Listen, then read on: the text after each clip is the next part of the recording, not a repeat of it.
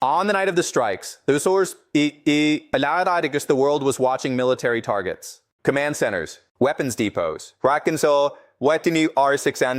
nuclear infrastructure. But satellite analysis told a different story. Among the confirmed impact sites, is a sports hall, a school, not on the edge of a military compound, not adjacent to a weapons cache. Civilian structures in residential zones reduced to rubble. The US military called the campaign precise, calculated, the most sophisticated strike package deployed against Iran in history. So why are schools burning? That question isn't emotional. It's strategic. Because in modern warfare, what gets hit, and what doesn't, is never accidental. Every target tells you something about the mission's real objectives. Every crater is a message. And this particular message is one Tehran is still decoding. This isn't a story about collateral damage. It's a story about what Washington actually wanted from these strikes. And why the official explanation barely scratches the surface. To understand why a school ends up in a strike package, you have to go back further than last week. For decades, Iran built its military doctrine around one core principle: dispersion. Never concentrate power in one place. Embed capabilities inside cities. Use civilian proximity as a strategic buffer. It worked. For years, Western intelligence struggled to cleanly separate military assets from civilian infrastructure. Iran's Revolutionary Guard didn't just operate near populated areas. They operated within them. Warehouses, basements, sports complexes. This is not new. This is doctrine. And Washington knew it, which means any serious strike campaign against Iran's military capacity was always going to produce images that looked exactly like this: craters where civilian buildings used to stand. The question was never if that would happen. The question was always when. And more importantly, who would be blamed for it? That's where the timeline matters, because the strikes didn't happen in isolation. They followed a specific sequence of failed diplomacy, escalating proxy attacks, and one critical intelligence window that wouldn't stay open forever. The decision to strike wasn't reactive. It was scheduled. And that changes everything about how you read the targets. Here is what the analysis actually shows. The US strike package hit multiple sites across Iran in a compressed window. Fast sequencing, minimal warning, maximum disorientation. Standard suppression doctrine. The goal wasn't just destruction, it was paralysis. Hit so many nodes simultaneously that the response chain breaks down before it can form. Most sites fit the expected profile. Radar installations. So missile storage. Command infrastructure. But this is where the story shifts. Two confirmed impact sites don't fit that profile cleanly. A sports hall, a school building. Both structures showing direct strike signatures. Not any baking kinto ida boys, not secondary blast damage. Not sini stainsi, then dandy sensi, not debris scatter. Direct hits. Tehran's narrative was immediate. War crimes, deliberate targeting of civilians, proof of American brutality. Washington's response was measured. Precision strikes on legitimate military targets. All sites verified through multiple intelligence sources. Both statements can't be fully true. But here's what independent satellite analysis suggests. These buildings weren't schools in the way you're imagining. They were schools that had been converted, repurposed, used for storage, coordination, or personnel housing by IRGC-linked units operating in civilian cover. Iran's doctrine made them targets. Iran's doctrine also made them perfect propaganda, because the moment those images circulated, burning classrooms, collapsed gymnasiums, the strategic narrative shifted away from what Iran was hiding inside those buildings toward what America had destroyed. That shift was predictable, and Washington struck anyway. To understand why Washington accepted that propaganda risk, you need to understand what these buildings actually represented inside Iran's military architecture. Iran doesn't run a conventional logistics chain. There's no clean separation between a military base and a neighborhood. The IRGC, the Revolutionary Guard, operates through a network of embedded nodes, distributed. Redundant.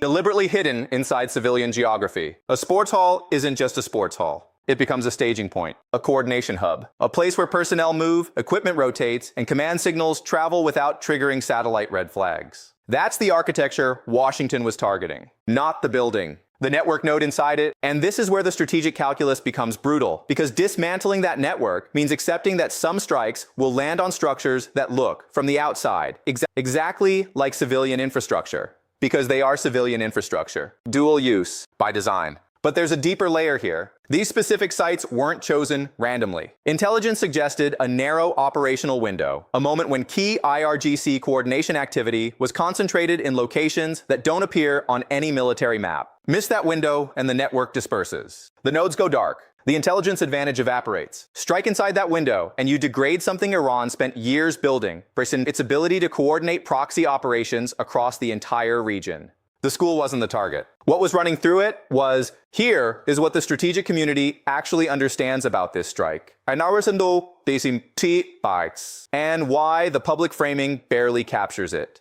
The debate inside Western defense circles isn't whether these buildings were legitimate targets. Most analysts with access to the intelligence architecture agree they were flagged correctly. The real debate is about something far more uncomfortable. Threshold compression. In previous decades, a strike on a dual-use civilian structure required extensive verification layering, multiple intelligence sources, legal review, command sign-off at the highest level. The process was slow by design because the cost of being wrong was measured in exactly the kind of images now circulating across global media. That process has accelerated. AI-assisted targeting, real-time signals intelligence, compressed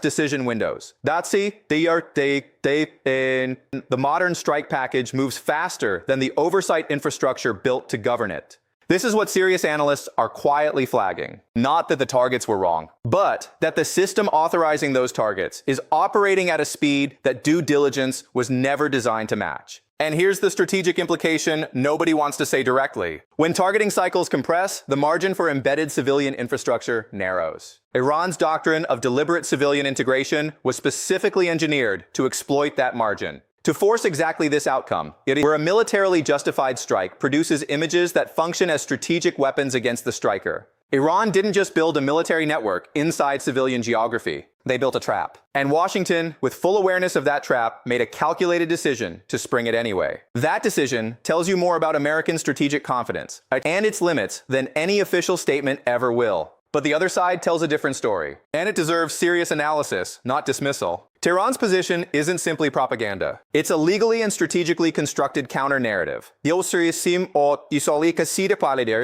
specific audience. Not the American public. Not Western media. The global South. The Islamic world. The UN Security Council chambers where votes on Iran still matter. Their argument is precise. If civilian buildings require independent verification before a strike, and that verification didn't happen, or was deliberately bypassed, then the legal threshold for a legitimate military target was never met. That argument has traction, not because Iran is innocent, but because the rules-based framework Washington constantly invokes doesn't include an exception, for we were pretty sure it was being used for military purposes. And there's something else. Several regional analysts, not Iranian state media, independent observers, noted that the sports hall had been used for civilian community activities as recently as weeks before the strike. Youth programs. Local events. Documented. Time-stamped. Which raises an uncomfortable question. Was the intelligence window as clean as Washington suggested? Or was there pressure to act? Political pressure, timeline pressure that compressed the verification process. This isn't about defending Iran's military doctrine. That doctrine is cynical by design. It's about recognizing that when verification gets rushed, the missiles don't know the difference. And the images that follow become weapons. In the hands of every actor who benefits from American overreach becoming the headline. So, the craters in Iran didn't stay in Iran. Within 48 hours, the images were circulating across every major Arabic language network, every Islamic political forum, every anti-Western coalition that had been waiting for exactly this moment. This is how modern warfare actually spreads. Not through tanks crossing borders, but through narratives crossing screens. And this particular narrative landed hard. In Pakistan, street protests. In Iraq, fresh calls to expel American military personnel. In Turkey, Erdogan publicly questioned U.S. targeting methodology. Rousi in Ami Radindars, a significant diplomatic signal from a NATO member that Washington cannot afford to ignore. But the consequences run deeper than protests. Every Gulf state watching this strike campaign is now running the same internal calculation. If American precision doctrine accepts civilian-embedded targets, what does that mean for their own cities, their own dual-use infrastructure, their own vulnerability in a future conflict? That calculation quietly shifts alliance reliability. And then there's the nuclear dimension. Iran's remaining nuclear negotiating partners, Russia, China, the EU, now face a choice. Continue pushing diplomatic frameworks toward a country that just had its civilian infrastructure struck by American missiles, or quietly step back and let the confrontation escalate without their fingerprints on it. Beijing has already signaled which direction it's leaning. For ordinary people watching this unfold, energy prices, regional shipping routes, insurance premiums on Middle East trade corridors, none of this stays abstract for long. What happens in Iranian airspace eventually arrives at your fuel pump, about your supply chain, your cost of living. This was never just about Iran. Here is where the analysis gets uncomfortable. Because the strikes didn't end Iran's capacity, they exposed it. And there's a significant difference between those two outcomes. A degraded network isn't a destroyed network. The IRGC has rebuilt before.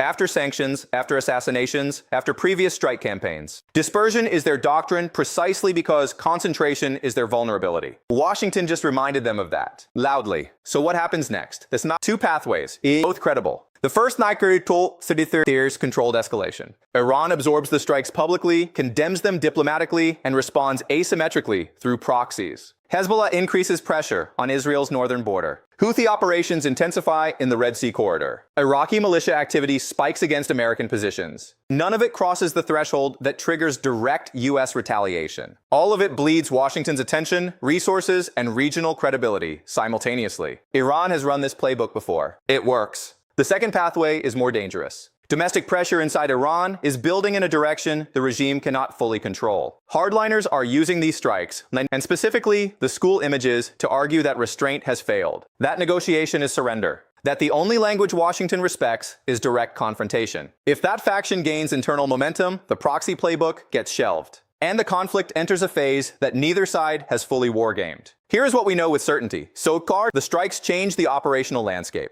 Here's what remains unresolved.